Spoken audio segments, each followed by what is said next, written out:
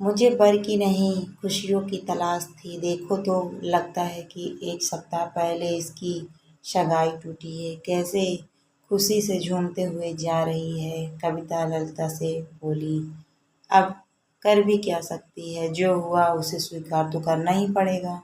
फिर भी इतना खुश जैसे सगाई टूटी ना हो, शादी पक्की हो गई हो।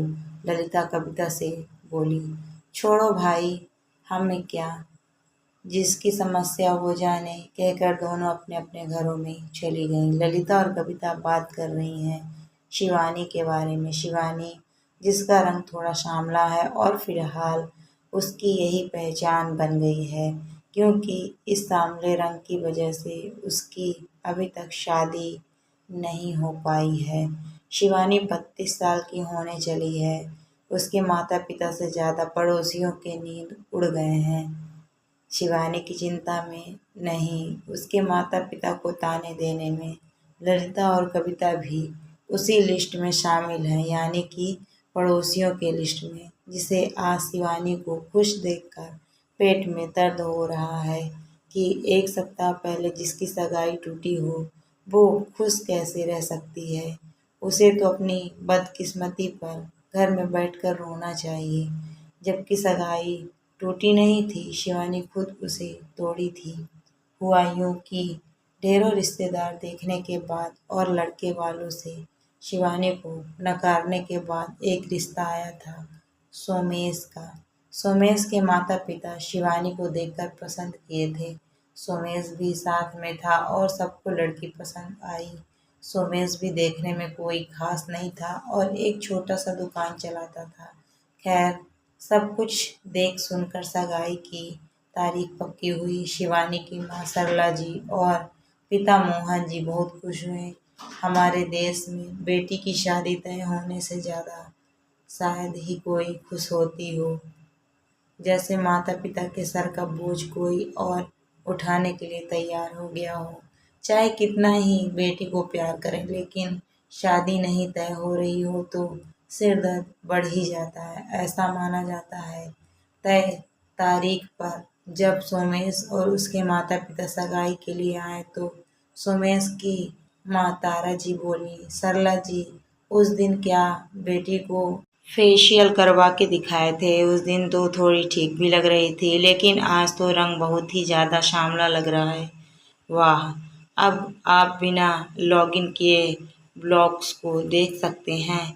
इतने में सोमेश भी बोला, मैं नहीं करूँगा इतनी काली लड़की से शादी। सोमेश के पिता कमलनाथ जी मीठी छुरी की तरह वार किए, अरे कैसी बात कर रहे हो तुम लोग, जब सगाई तय हो गई तो ऐसे थोड़ी ना तोड़ सकते हैं। ठीक है, लड़की के रंग की बात है तो थोड़ा ऊपर नीचे करते हैं। सरला जी और मोहन जी का कलेजा केले की पत्ती की तरह थर थर काँप रहा था। इतनी मुश्किल से तो ये रिश्ता तय हुआ था, कहीं ये भी ना टूट जाए। कमलनाथ जी मोहन जी से बोले, देखिए मोहन जी, लड़के और उसकी माँ का रुख तो आप देख ही रहे हैं।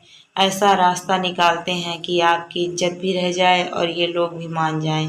मोहन जी कतार और प्रश्न भरी नज़रों से कमलनाथ जी की तरफ देखें, जैसे बेटी का पिता नहीं कोई गुनहगार देख रहे हो।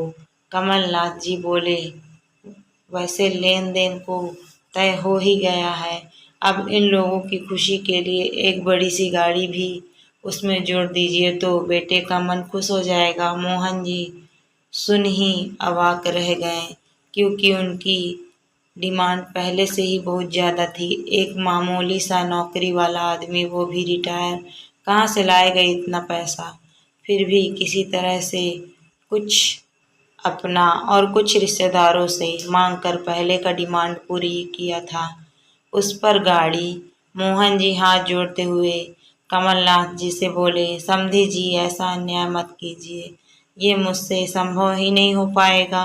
कमलनाथ जी बोले, कैसी बातें कर रहे हैं समधे जी, गाड़ी होगी तो मान तो आपकी बेटी का ही बढ़ेगा। अब बेटा और उसकी माँ तो रिश्ता तोड़ने पर आ गए हैं, मैं तो बस बीच का रास्ता निकाल रहा था। सरला जी भी हाथ जोड़ते हुए तारा जी से विनती कर रही थी, समधन जी मेरी बेटी जैसी है वैसी ही उस दिन भी दिखी थी। आप सब कुछ तय करके अब ऐसा मत कीजिए। अपने माता पिता को इस तरह हाथ जोड़कर उन लोगों के सामने गिड़गिड़ाते देख शिवानी का खून खौल रहा था। सिर्फ माता पिता की इज्जत के खातिर वह चुप थी, लेकिन अब उसके कानों में जो शब्द पड़ा वो शिवानी के सब्र का बांध तोड़ दिया। कमलनाथ जी मोहन जी से कह रहे हैं, या तो आप गाड़ी दीजिए, नहीं तो आप भूल जाइए अपनी काली करोटी बेटी की शादी। शिवानी आई और कमलनाथ जी से बोली, बिल्कुल ठीक कहा आपने, भूल जाइए अपने इस बेवकूफ़ सा दिखने वाले बेटे की शादी। आप क्या सगाई तोड़िएगा, मैं खुद ये सगाई तोड़ रही हूँ।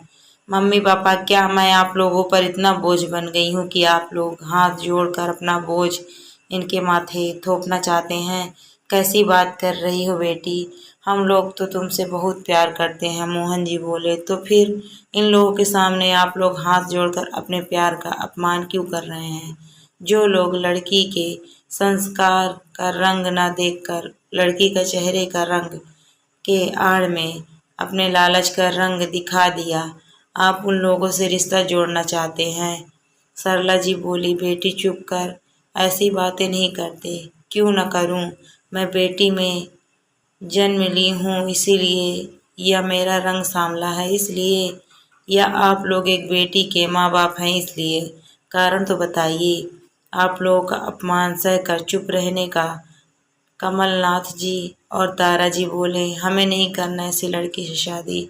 अच्छा हुआ शादी से पहले ये पता चल गया, शादी के बाद पता नहीं क्या करती। सही कहा आप लोगों ने, अच्छा हुआ शादी के पहले आप लोगों का लालची रंग सामने आ गया, पता नहीं शादी के बाद क्या करते आप लोग। शिवानी जवाब दी, चुपचाप निकल जाइए मेरे घर से, नहीं तो अभी थाने में जाकर दहेज मांगने के लिए केस कर दूंगी।